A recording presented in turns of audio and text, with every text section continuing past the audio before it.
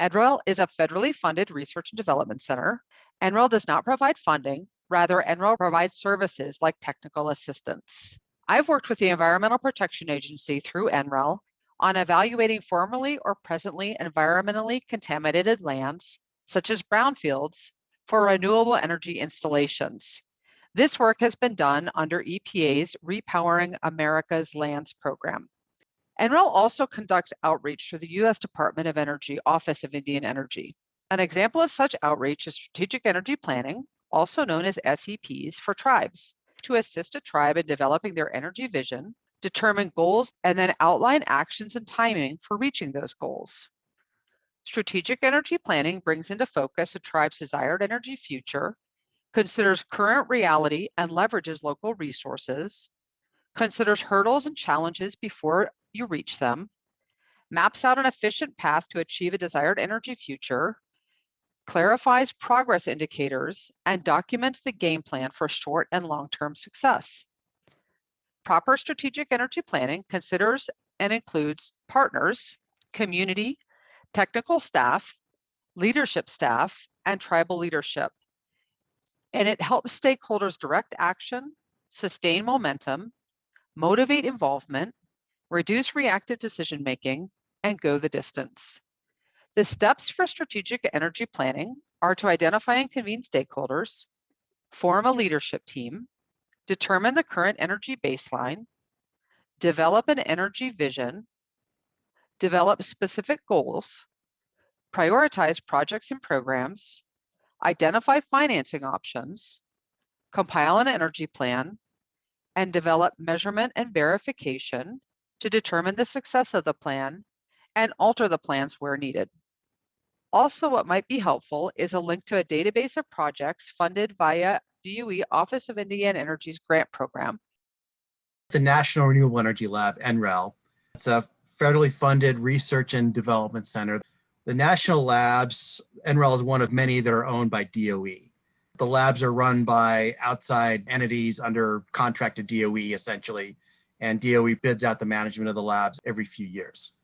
My particular job is to support the DOE Office of Indian Energy Technical Assistance Program. So NREL gets funding mostly from DOE, but other sources as well. And one stream comes from DOE-IE to help them run their program to help implement energy and energy efficiency on tribal land. And they have a set of programs. They run a grant program. They have an education program, and they have a technical assistance program. And I help mostly with the technical assistance program. I am with Grid Alternatives, the nation's largest and only nonprofit solar organization. I have been with Grid about 11 years, and Grid Alternatives provides renewable energy solutions to underserved communities. We have a national program, an international program, and a tribal program. We provide renewable energy solutions in multiple ways. We are a turnkey program, and we provide job training, hands-on job training. We also offer funding opportunities. Grid Alternatives has 9 regional offices across California. We have offices in Colorado, Mid-Atlantic, and we serve 43 tribal nations. We have offices in Nicaragua, Nepal, and Mexico. I lead the Solar Energy Group, SCRISE, Southern California Research Initiative for Solar Energy. We focus on fundamental research and applied research. We assist in the preparation and submission of proposals. And if the project gets funded, then we help to execute some of that scope of work. We're open to partnerships and collaborations and funding opportunities. In general, there is a high interest to move away from fossil fuels, both in terms of energy generation and also transportation. There's going to be over 130 gigawatts of additional generation that will be needed. A big portion of that will be solar. Certainly, the consensus is that more renewables needed. Solar will play a big part. The type of renewable energy we consider under the repowering program is solar, wind, biomass, and geothermal. Renewable energy on these sites makes a lot of sense because they are often limited reuse options and existing infrastructure. Some things we consider for siting renewable energy are resource availability, distance to interconnection or a powerhouse, distance to load, acreage of a site, terrain and foundation, cost of electricity, and utility interest and regulatory incentives. A primary determining factor is availability of the renewable energy resource. So for instance, for wind, the wind needs to blow. For solar, there can't be excessive shading. For biopower, there needs to be enough crop or forest residue within a reasonable distance. And for geothermal, there is a known resource on or near the site.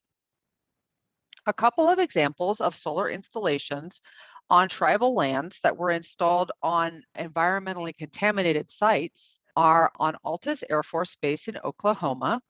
That was a solar PV site for Kiowa Tribe of Oklahoma. And this installation was installed in 2007, and it is a RCRA site, a Resource Conservation and Recovery Act site. Another site is in Guthrie Green in Tulsa, Oklahoma. This site has geothermal with solar PV. This was put onto Muskogee, or also known as Creek Tribe. The installation was in 2012, and it was a brownfield site. We do often refer to contaminated lands as brownfield sites. We do like to keep in mind, however, that there are different types of sites that are contaminated, and Superfund sites, and then also RCRA sites. There's also abandoned mine lands. So there's different types of contaminated sites. Brownfields are certainly the most commonly understood. We've conducted numerous feasibility studies on different contaminated lands for the US EPA under the Repowering America's Lands program. Go to NREL site and check under our publications database.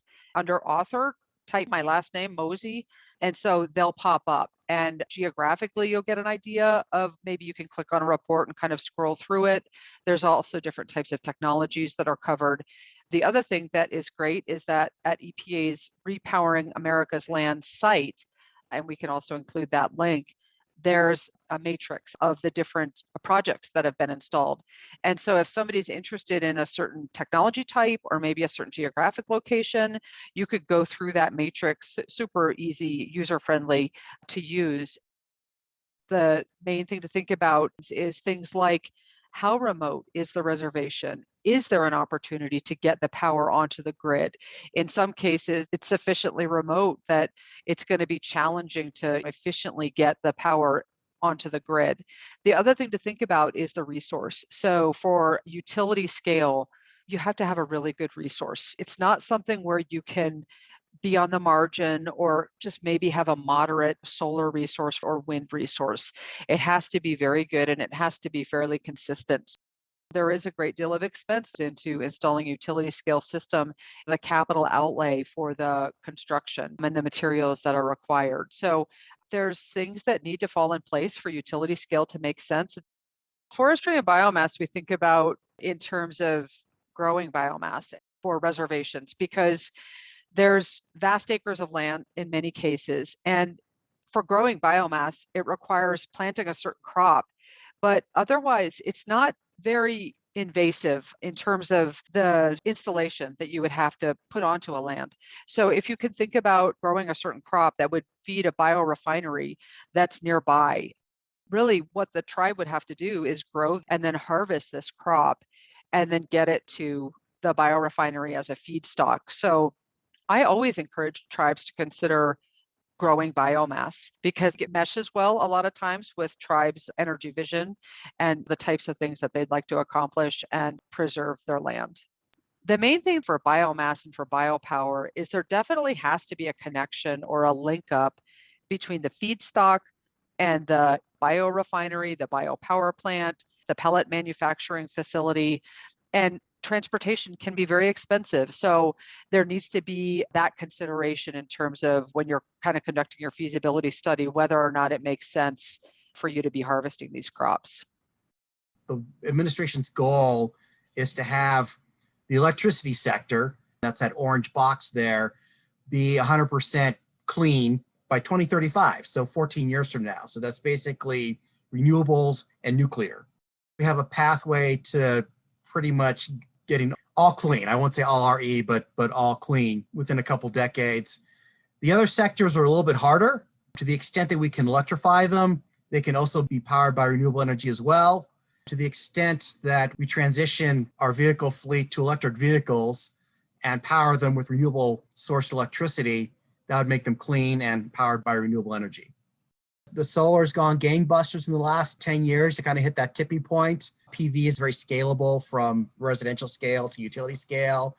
You have concentrating solar power, which is mostly utility scale technology. And then I'll do a shout out for solar thermal, which is your traditional solar hot water heating. It can be very cost effective depending on what you currently use to heat your house. The one difference between the wind resource and the solar resource is the solar resource doesn't vary that much across the continental United States. It maybe varies by a factor of 2.5, which you may say, hey, that's a lot, but that's nothing. And that's why PV, probably almost any place, it's not stupid. It may not be the cheapest option, but it's probably not a totally stupid option. The wind resource varies a lot, even over short distances. And so you got to think a lot more about what the resource is. You can do it at both the distributed side range and the utility side, but the utility side is where it's really taking off. The distributed side has not had the policy support that PV has had the last 10 years. And so deployments have not increased as much as they have on the PV side. Is bulk power renewable energy going to be the main source of renewable energy? I think it's going to be yes, because we already have the grid and it's cheap and it's less expensive on a unit basis to do utility scale projects than behind the meter. But I think it's going to be both. If you look at PV nationwide, a significant chunk of that is behind the meter. I think it's less than half, but it's not some tiny sliver either. And so I think you'll see both. But my personal guess is that you're going to see more bulk than behind the meter in terms of annual generation. Narrowing down to tribes, there has also been a lot of studies looking at the renewable energy resource available on tribal land, on trust land, and I guess we'll call it tribal land, which is mostly trust, but I know there's fee and other stuff as well. And what sorts of technologies might be most appropriate for a reservation given on a specific location. I would say mostly in behind the meter applications, so distributed PV, wind, and energy efficiency. And a lot of those are described on the Department of Energy, Office of Indian Energy website. There's a lot of information out there on how they did it, who they worked with, how much it cost, and all that's available on the website, searchable by location, by region, by tribe to get those. But I would say most of them are facility scale.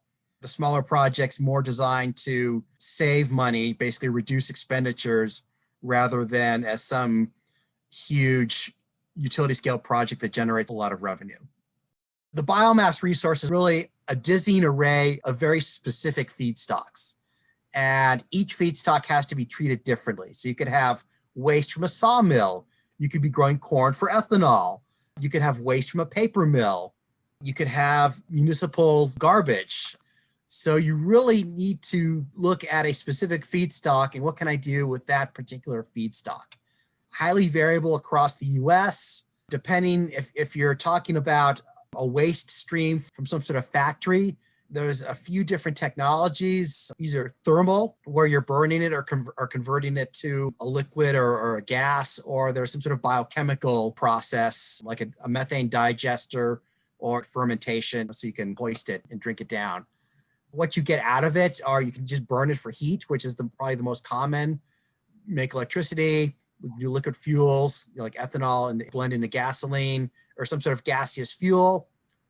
Usually if you're using it for electricity, it's probably in some sort of combined heat and power is usually the only thing that's going to be really cost competitive. So there's what you can do and then what you can do economically, which are usually two very different things. Feedstock consistency and quality is a key issue. So you either pay to have high quality feedstock or you pay more O&M to clean the gunk out of your system. And the facility size, distributed, fireplace is distributed biomass up to utility size, doing some big cogen facility. Again, mostly used for biofuels, heat, and some combined heat and power, at least in the US. Grid Alternatives helps communities and tribal governments assess their renewable energy needs, whether it be their single family, their multifamily, their buildings, or their communities. If they have large land bases, we also can look at large scale, like community solar projects, helping a community and their microgrid opportunities. We are grid connected. Most of our services in our national tribal program, we also have worked with tribes that are not connected to the utility. So those are off-grid systems. Grid Alternatives is entering into the battery space. Traditionally, we have been a solar installation organization, but with batteries and microgrids on the rise, we are working in the battery space. On the residential side, homes that are close together that all have similar type of roof integrities, and the tribes that have a housing department or they have a housing developer that they're working with, those are really key. Community education is very simple when you have homes that are clustered together. And with community solar or other buildings, really having a good relationship and communication with the tribe is one of the key steps to success. So when you have a tribe that is very engaged and very eager to save money, utilizing renewable energy, it makes working through the challenges of construction very successful. I know a sustainable energy plan can be very important for our tribal governments to really take the time to work on like a 5-year energy plan, because that way the tribe will know the direction that they're going. And when the tribe has the vision, then we can find the players and then we can find the funding to bring success to their projects. Another example of a successful project idea is a tribe that has, whether it is a land base or they have buildings that they're looking to put renewable energy on. They can also look at ground mount or carport solar. I know a lot of the tribes that I work with are in remote locations and they have large land masses. So those are really key components. So they have the space, they have the weather, they have the collaboration with wanting to save money on their energy bills, and they have the key players.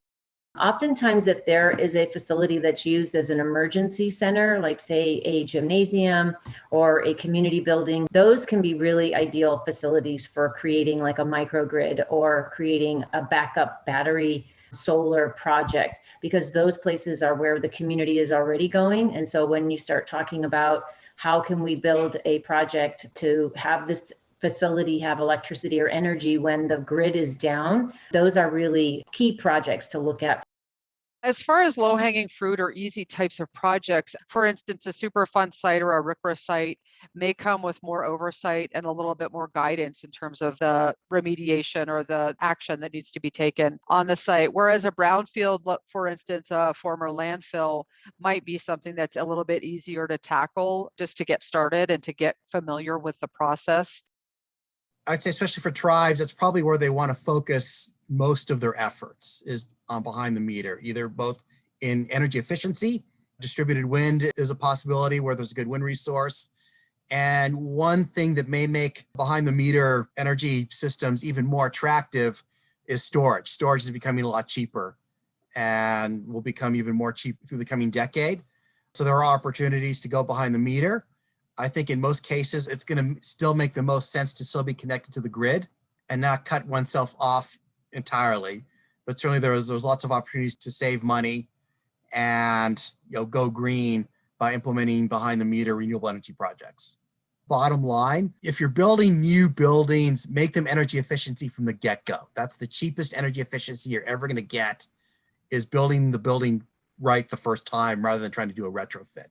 There's a lot of energy efficiency measures. Just the key ones: passive building design, building envelope, lighting. You should be converting everything to LEDs possible. Your plug loads, get energy efficient appliances, and your HVAC. Most of your energy efficiency measures are going to fall into one of those buckets, just to kind of help you make sense of everything that's out there. There is a series of challenges that sometimes you have to deal with, both in terms of the technology as well as the human resources available to support those projects.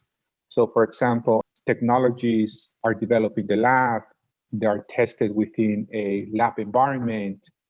They're tested according to certain certifications, but it is not until you put it in the real world environment that you really get to see how those technologies perform. A lot of times, tribal communities have limited staff with limited experience. In some cases, there's quite a bit of turnover in these positions. Sometimes the documentation that is needed is not kept in a manner that is easy to collect when it's needed to do design and engineering or even permitting. So challenges that are very practical. And as you move along from the design to the permit, sometimes the tribal communities may not have experience dealing with that technology. There's still a need to have high involvement from the tribal members to make sure that things are progressing based on compliance with tribal ordinances. If you put a solar system, it's going to last 25 years. Your project may be for 3 or 5 years. And the question becomes, well, how do you sustain it, or how do you plan for that point in time when the university, the vendors may not be around? And so the tribe has to be able to maintain and to support the project. It's very difficult to anticipate. You may have a tribal council that really supports this technology, and then during the project, there may be a new tribal council and they may not be so keen to the technology, right? These projects are intended to be 3 to 5 years. Sometimes they can take longer than that. And it's a combination of technology being available, permitting, construction, actually getting the system to make sure that it's working properly, right? I would say that these projects by nature, they can be complicated. There's no easy way around unless you engage with the company that can guarantee you a turnkey solution without you having to get involved. But the grants that we pursue at the university mostly focus in the ones that provide the opportunity to demonstrate upcoming technologies. Concerning cultural artifacts, one of the reasons is that it can be quite challenging. The California Energy Commission, in a lot of their projects, they want you to be able to move forward in terms of the environmental impact aspects of the project and the cultural impacts very quickly, because they understand that if there's an issue, that issue can delay a project for a multitude of months and even years. And since the interest of the CEC is to fund projects in the near term, they usually have stipulations that if you don't move within certain time periods, then the project could be at risk of not being contracted or being canceled. We also deal with some of the regulatory components. For example, all projects that deal with an interconnection to the grid require you to be compliant. And depending on the characteristics of the system, there are different options in terms of how you can interconnect, but there are some requirements that must be satisfied in order to receive the interconnection and the permission to operate. In terms of renewable energy installations, it isn't really only with working with tribes, but we do notice this in the sense that there's ownership aspects that you have to consider. So will the tribe own the installation or will the developer own it? There's also things to think about, like who's the off taker. So if you've got a casino, for instance, that has some available land or maybe an available rooftop, that's a great example of a potential candidate for solar PV, either on the rooftop or around the building, because the casino represents an excellent off taker. By off taker, what I mean is the building that will use the power. So essentially, if you've got rooftop PV on a casino or you've got it ground mounted, then the casino can use the energy. And I know that a lot of not only tribes, but a lot of landowners are interested in developing renewable energy technologies on their property and thinking that they can feed power back into the grid, and they may be able to. But a lot of times we encourage people to consider building these installations and using the power for themselves, because any money that you're not paying out for power because you're generating it yourself is money saved. There are things that you need to think about in terms of any potential liability issues. You might want to think about some of the potential contamination and those hazards that might be related to that contamination. For instance, if you were going to install solar PV onto a former landfill, then you would want to use a ballasted system where you're not penetrating the cap's integrity basically of the landfill.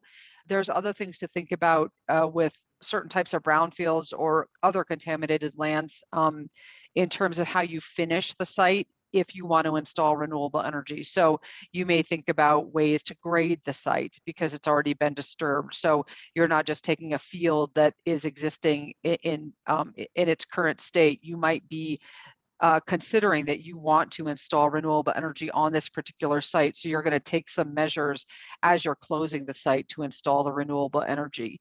So there are some things to think about with contaminated lands that might make things slightly more complicated than if you're just installing on green space, but it really does follow a lot of the same process. And in many ways, it's a really valuable opportunity for land reuse, because in many cases, this land can't be used for other things. It doesn't have very many reuse options.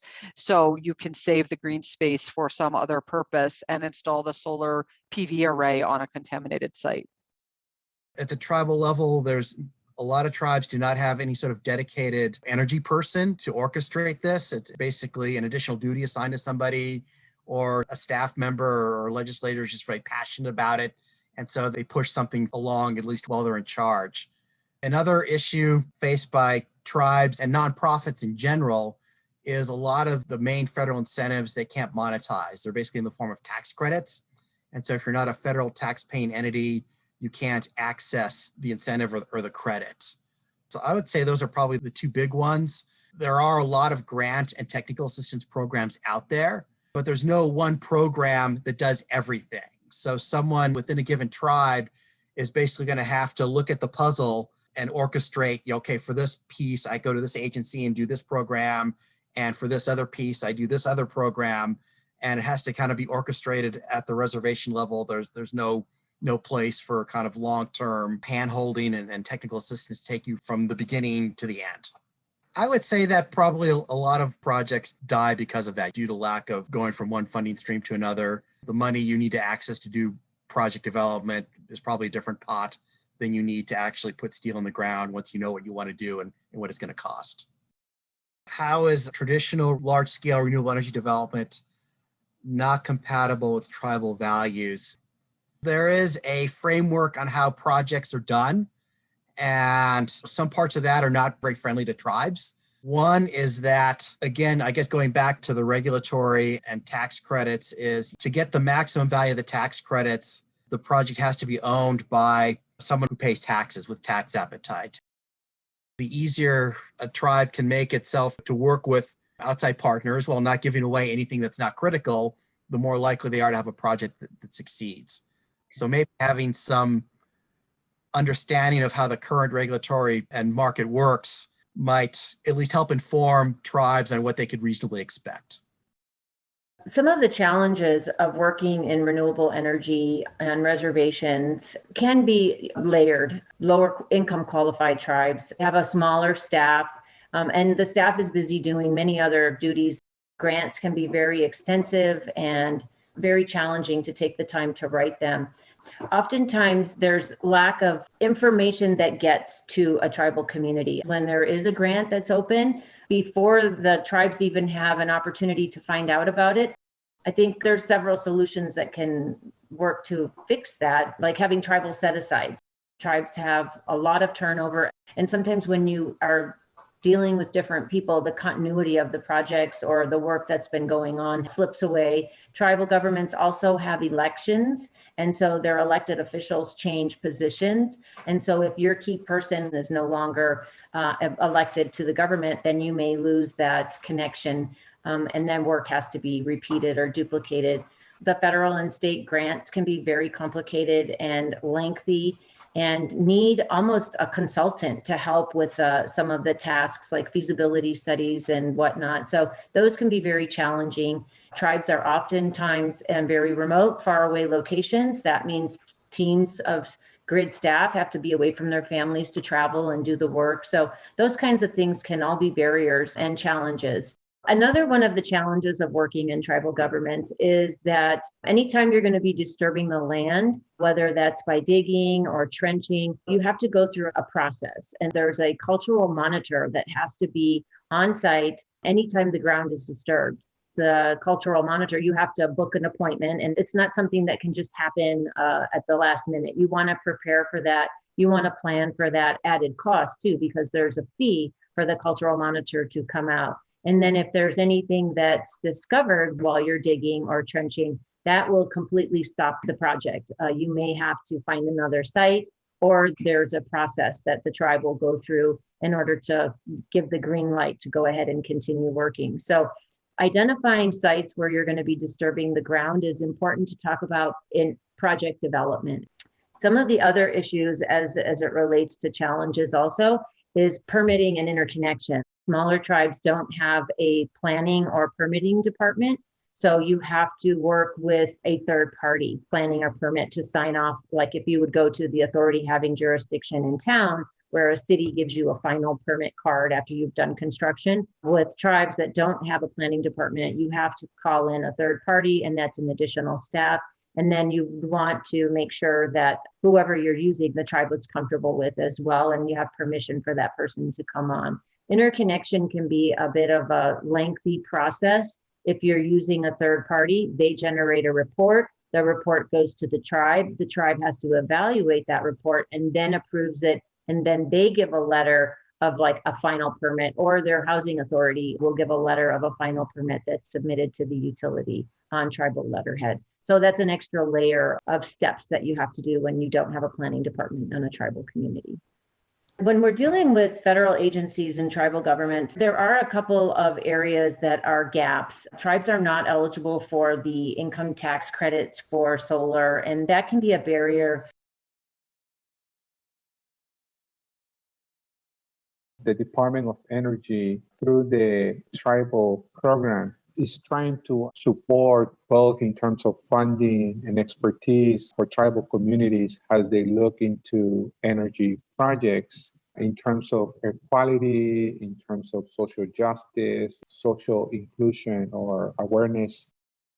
As far as EPA to get involved, they're really more of a guidance. DOE, same with Office of Indian Energy. I mentioned some of the strategic energy planning that we do, and that's always by invitation of the tribe. We always wait to receive a request from the tribe to conduct any type of strategic energy planning outreach. So that's something where it's great to receive those requests, because once we receive those requests, then we can be of help. What other federal agencies trying to help implement renewable energy, most with an emphasis on tribal land, is Department of Interior, the Division of Energy and Mineral Development. And they have a couple grant programs that actually fund capacity building and project development. So certainly check out their website if you're kind of really early stage and still need to figure out the project or develop capacity. Their program might be able to help you on that. Another one I'll point out is the USDA REAP grant. It's been around forever, and it's basically for energy projects in rural areas, which tribes tend to fit in. If I was someone at a tribal government or someone looking around, would look at those first. There is a Department of Energy through the Office of Indian Energy that offers grant opportunities. There are several other grants through the Bureau of Indian Land Management and the Offices of Economic Development. So there's ways that the government is trying to offer resources for tribes to develop energy. The federal government is trying to offer tribes more opportunities to switch from coal or gas into renewable energies, with offering larger grant opportunities and trying to help them transition to electrification. California also has some pretty aggressive grants from the California Energy Commission. Grid Alternatives has worked on 2 CEC grants, large multi-million-dollar grants for microgrids, and we've been selected to install those projects. California also has California Community Services Division, CSD. That's another big funder. They helped fund the California's first low-income community solar project up in the Santa Rosa Band of Cahuilla. So the state is really trying to offer opportunities for tribes. The California grants do have a tribal set aside. With their clean mobility grants, they had a set aside for tribes. Massachusetts is always a good example of using presently environmentally contaminated lands, in particular landfills. They've kind of built in some incentives that make more sense. Things pencil out a little bit better. So that's a great example. New Jersey is as well. California, New York are very active. They also tend to be probably there's a certain amount of red tape in trying to access some of those programs. So it kind of cuts both ways. Some states mandate net metering. Texas has the most wind energy of any state in the country by a lot. So sometimes it's just the economics. I believe California has the most PV. You really have to look at it state by state. I will say where a lot of tribes are located tend to be in states with less favorable policies towards facility scale renewables and especially net metering. One issue is that for a lot of states, their net metering laws only apply to the investor-owned utilities and maybe the municipal utilities and not to the co-ops. And so the co-ops have a lot more leeway to do what they want. And if they don't want to do net metering, in a lot of cases, they're not mandated to do so. In the case of the California Energy Commission, there has been very high interest to include not only disadvantaged low-income communities, but also to bring participation from the tribal communities and funding opportunities that allow or reserve portions of the available funding to certain groups to allow for the inclusion of and the participation from underrepresented communities. There are other states that are doing very good things in terms of renewables. California, it's a leader in the world when it comes to clean energy and renewables and policies.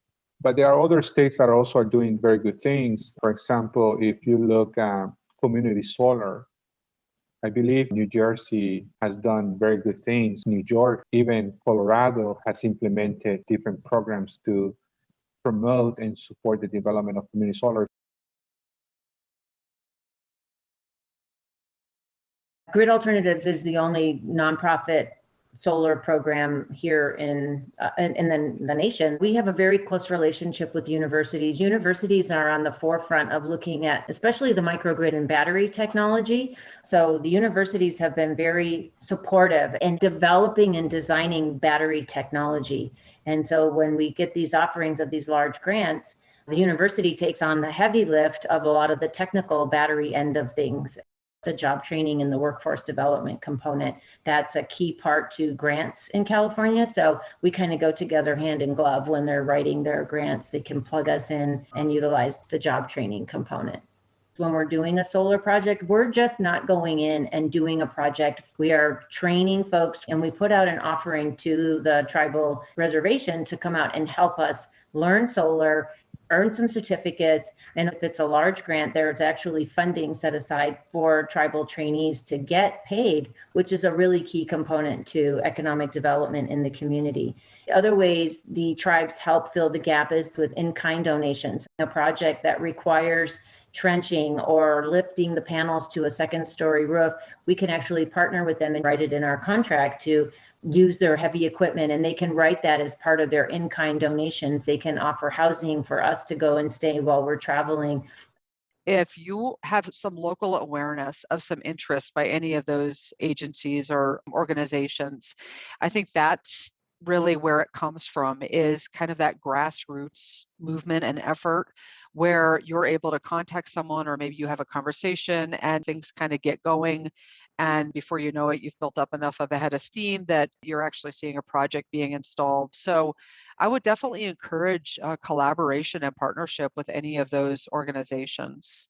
There are a whole slew of cities, nonprofits, universities trying to move things forward in this space. And one place to look for incentives is the database of state incentives for renewable energy. So DSIRE, just Google that.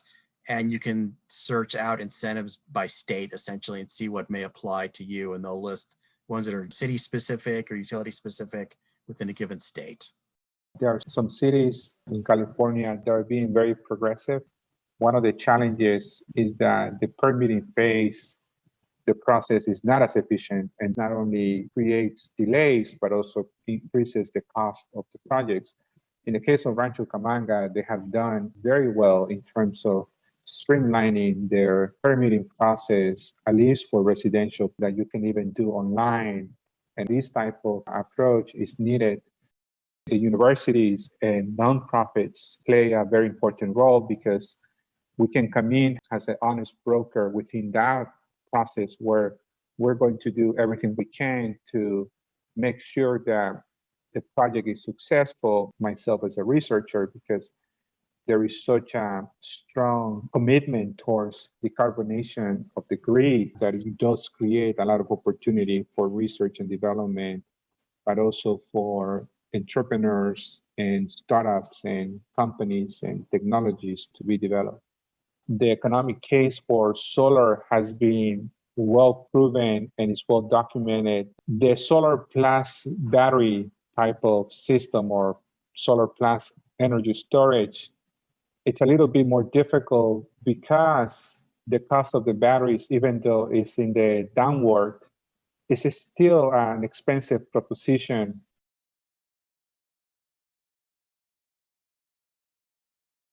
A couple other things that have made projects very successful is really the relationship, working with the tribal government, with the community, communication, having group meetings, putting flyers out, engaging folks. We're going to have food together, have a barbecue together, really engage and open the doors while they're learning and to help themselves with reducing their energy costs. When we share with the community that not only is this going to save you money, bring in the opportunity to work, but it's also going to have a long-standing impact. The projects are 20, 30-year forecasted for greenhouse gas reduction. So when you start talking about how clean energy is really going to make a difference in the air quality, that's very important to tribal nations. A lot of our reservations are located in disadvantaged communities that are impacted by air quality. A lot of folks have higher asthma. And so clean air is a really key factor. I would say some combination of a local champion, someone at the tribe who gutted it out and made it happen despite all the obstacles. A lot of legwork, probably a few blind alleys that they bumped up against a wall and turned around and tried something different. Teamwork and coordination within the tribe and with outside partners. I will say know the difference between power and energy. People tend to use those terms interchangeably, and sometimes it leads to sloppy thinking. Power is a rate, and energy is kind of akin to a quantity like a bathtub, whereas the power is the faucet. If you understand the difference between power and energy, you'll be a lot less confused on anything else you try to do. Realize that in general, I'll use a baseball analogy, very few home runs. You're not going to do the one project that fixes everything on your reservation. Think of it as a series of singles and doubles that just slowly moves things forward. Especially if you're new to implementing renewable or energy efficiency projects, start small, keep the projects manageable. Probably a lot more, everybody wants the big business opportunity that's going to generate a lot of revenue, and that's understandable, but there's more opportunities probably on the facility side in terms of doing projects that will save you money rather than things that will generate new revenue streams. So look at those smaller behind the meter projects first, and then you'll be in a better position to understand whether there's some big utility scale project you may be able to implement that would generate a lot of revenue. As far as partners, the tribe should take the lead, be patient. A lot of these projects will take some time to come to fruition and work through getting everybody on board and figuring out how to move forward on it. Anybody I'm advising is I just try to give them the best information I can so that they can make an informed decision. And that's all I can really ask for. Consult the Department of Energy, Office of Indian Energy website, and check out the technical assistance options, because NREL can be very helpful in terms of identifying what renewable energy technology might make sense on the reservation as it aligns with the tribe's goals and values, and then also where that installation may make the most sense on the reservation, whether it's on a contaminated land or not on a contaminated site, that we could consider every aspect. The other thing that I would recommend is that EPA has regional offices. And if you reach out to one of your EPA regional offices, they can be very helpful in helping you advance a renewable energy technology on a formerly or presently environmentally contaminated site on the reservation. I would say developers are probably the most likely. I always add a note of caution with developers that it's something where the tribes will definitely want to do their due diligence to make sure that the developer is reputable and that they're also looking out for the interest of the tribe and that they're presenting a renewable energy technology that is market ready so that it's worthy to be installed on the reservation.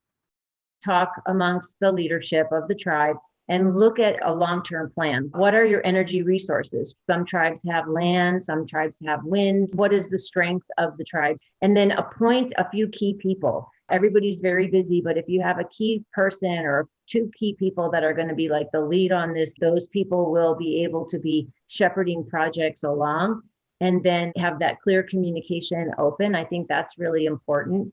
And also looking at the long-term vision. We all want to save money. We all want clean air, but how can we do it for the long term? What would be the best project and not necessarily the most, I guess solar is sexy, but that may not be the only path. So really looking at it in practical ways and then reaching out and finding the key partners. What would be the options for the tribe community and what would be the most financially reasonable? And then the impact of it in the long term. In terms of tips for tribal communities, is to utilize or look for strong partnerships. The Department of Energy, through the tribal program, does offer quite a bit of support for tribes, both to do energy analysis, to develop an energy plan, to even, I believe, help in connecting stakeholders and even support in preparing proposals to some extent. So I would say that if a tribe is already looking into renewables, looking into energy resiliency and autonomy, it's important to leverage what's already in existence and develop strong partnerships. It's very important early on and that you are as transparent as you possibly can so that the tribes are aware of the risk and some of the challenges that you're facing. And usually surprises are not very pleasant.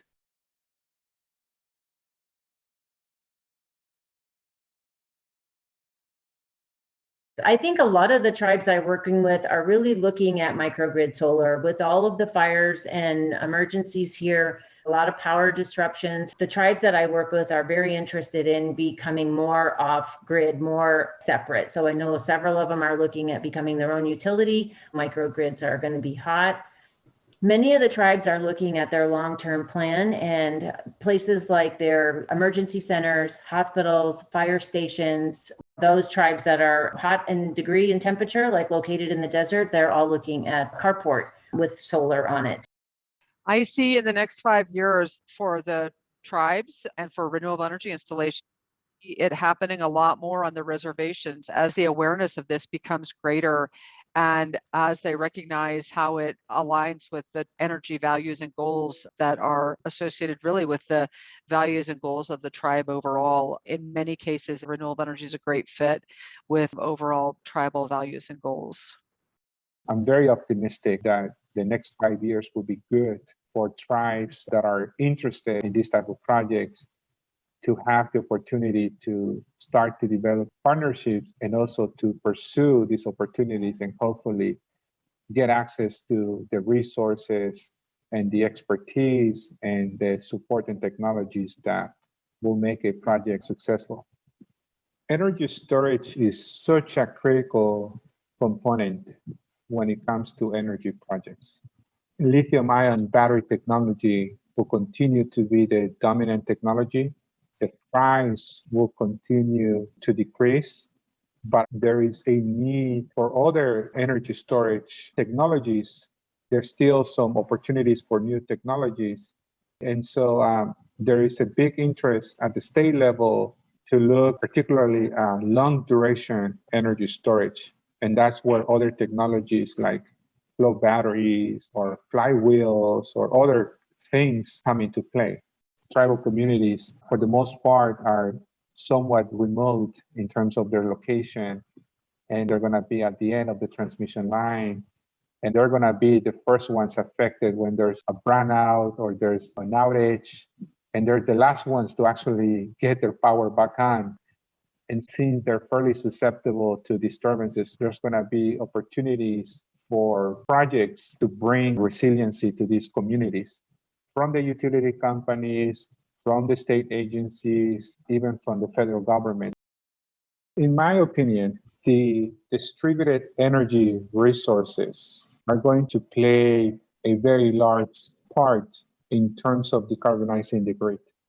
So residential, commercial, and industrial will play a big part, but there will still be some need to have the utility scale type of project. Utility scale brings a series of challenges, mostly in terms of environmental impact and also cultural impacts. Within the next 5 years, at least in the state of California, I do anticipate lots of opportunities for developing projects that look at the community scale, looking at ways to bring resiliency to communities. So next 5 years, I'll call it a couple trends. One, I think the administration is going to put in a lot of resources to make things happen. So there will be money available to assist tribes in implementing energy efficiency and renewable energy projects. Energy justice has been something that suddenly I hear about almost every day on stuff, and that they're trying to make sure that the transitions that happen benefit everybody and not just people who already have money. Storage, I think, is going to be a big thing to watch out for over the next decade. That may make for some different behind the meter projects than what was financially feasible up till now. It's going to be very exciting. Be persistent and don't give up in trying to pursue a project.